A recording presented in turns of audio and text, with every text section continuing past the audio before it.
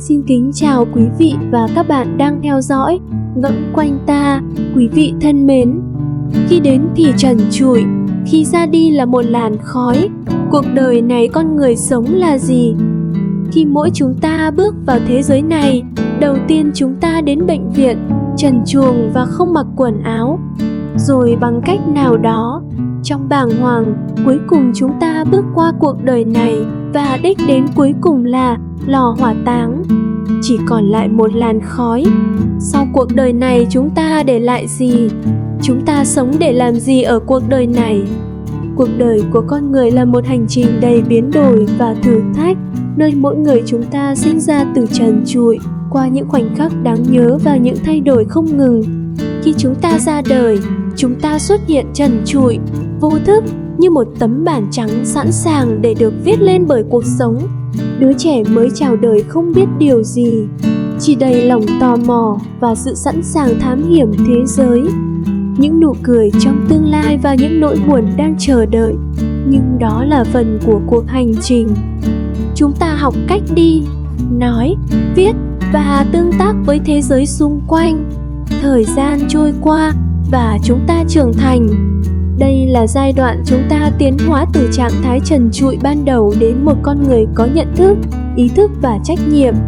Cuộc sống mang đến cho chúng ta nhiều thử thách và chúng ta phải tìm hiểu cách đối phó với chúng.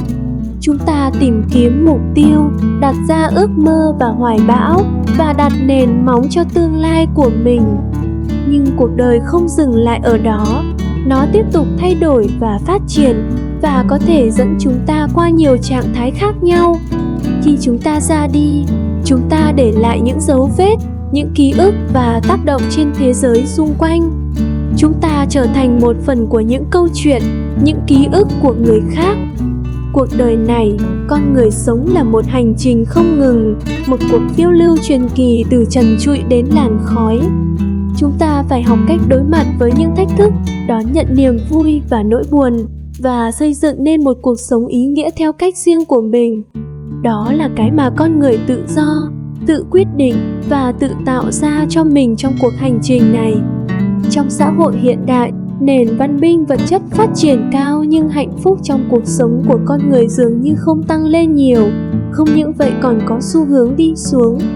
Để kiếm tiền và theo đuổi danh lợi, những người trẻ tuổi làm việc chăm chỉ, đồng thời rất bận rộn và lo lắng. Để có thể học tập, các bạn trẻ cũng cần phải chịu được áp lực, khó khăn trong sự cạnh tranh gay gắt. Cuộc sống của chúng ta vẫn chưa tự chủ. Ngược lại, có lẽ chúng ta nhớ đến tình trạng vật chất tương đối khan hiếm khi còn trẻ.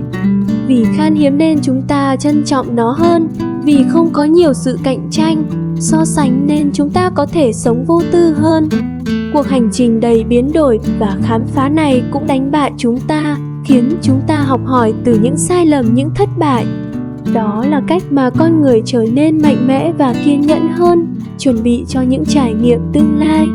Cuộc đời cũng là về sự kết nối chúng ta gặp, gỡ và tạo mối quan hệ với những người khác, chia sẻ yêu thương và tạo ra những ký ức đáng trân trọng. Những người thân yêu, bạn bè và người khác sẽ đi qua cuộc đời của chúng ta, để lại dấu ấn và hình thành nhân cách của chúng ta.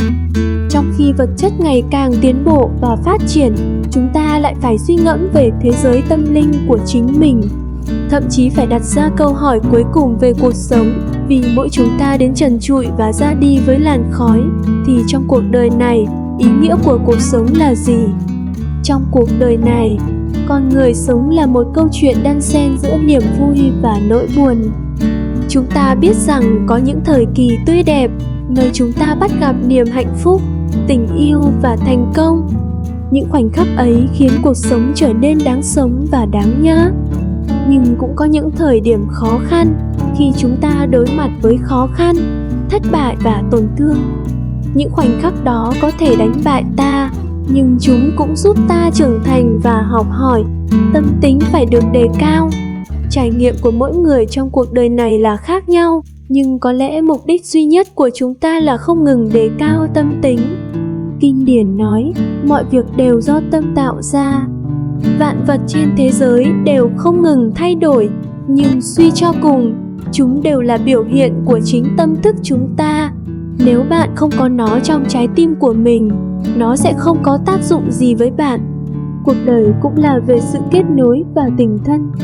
Gia đình và người thân yêu đóng vai trò quan trọng trong cuộc sống của chúng ta. Chúng ta xây dựng mối quan hệ, tạo ra cơ hội để chia sẻ niềm vui và nỗi buồn cùng nhau.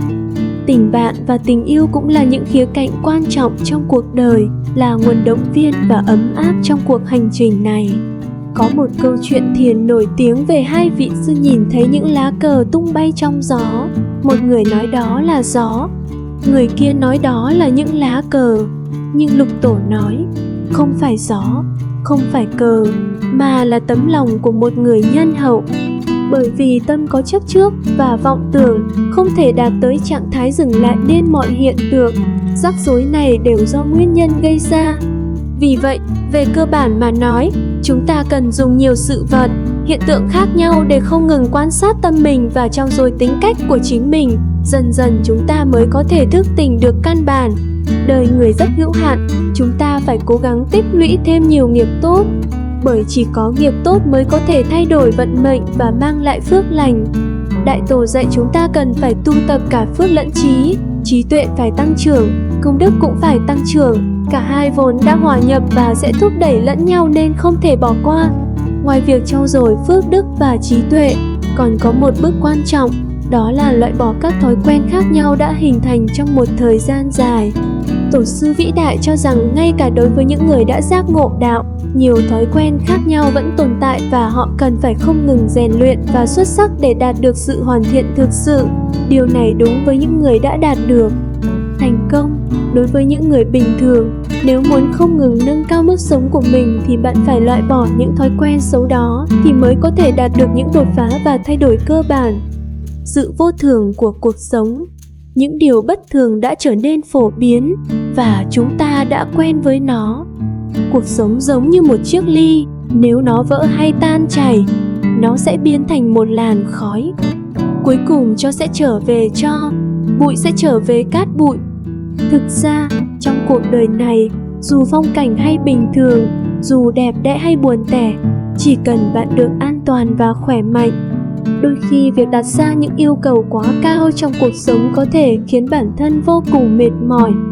Dù cuộc sống có khó khăn cũng phải đối mặt với nó bằng nghị lực và tinh thần lạc quan. Đây mới có thể là ý nghĩa thực sự của cuộc sống. Hãy buông bỏ những chấp trước bên trong của bạn càng nhiều càng tốt và đối mặt với những thăng trầm của cuộc sống bằng một trái tim bình thường. Tất nhiên, chúng ta vẫn phải theo đuổi lý tưởng của mình. Nếu chúng ta thực hiện được thì sao? Đừng dễ dàng từ bỏ bản thân cho đến giây phút cuối cùng, bởi lý tưởng có thể khiến cuộc sống của bạn trở nên phong phú hơn. Có thể lý tưởng này là một công việc đơn giản, hoặc có thể là một nghề nghiệp cao quý, nhưng nó có thể khiến bạn không phải lo lắng về cơm ăn áo mặc, đồng thời có thể giúp bạn tìm thấy giá trị của chính mình. Nói một cách đơn giản hơn, ở cuộc sống này, việc sinh tồn là ưu tiên hàng đầu, kiếm tiền cũng là để kiếm ăn. Trên thực tế, con người không có lý do gì để sống, họ chỉ muốn có cái ăn, cái mặc, nuôi sống gia đình, kiếm tiền chữa bệnh, được sống một cuộc sống bình yên đã là điều đáng nể rồi. Còn về việc cuộc sống của chúng ta có thể gặp phải hoàn cảnh nào, chúng ta cũng có thể đối mặt với nó bằng một trái tim bình thường. Nếu chúng ta không bị mắc kẹt trong danh lợi và có thể sống cuộc sống nhỏ bé của riêng mình một cách lặng lẽ, thì cuộc sống sẽ viên mãn. Ngược lại, chúng ta nên tử tế mỗi ngày, trân trọng mỗi ngày và sống tốt mỗi ngày. Hãy sống mỗi ngày như một cuộc đời. Đừng dành thời gian lo lắng hay thở dài. Thay vào đó, hãy dành thời gian để tận hưởng cuộc sống, sức khỏe, niềm vui và hạnh phúc. Hãy trân trọng những người yêu thương bạn và những người bạn yêu thương. Cảm ơn quý vị đã lắng nghe. Chúc quý vị nhiều sức khỏe. Xin chào và hẹn gặp lại.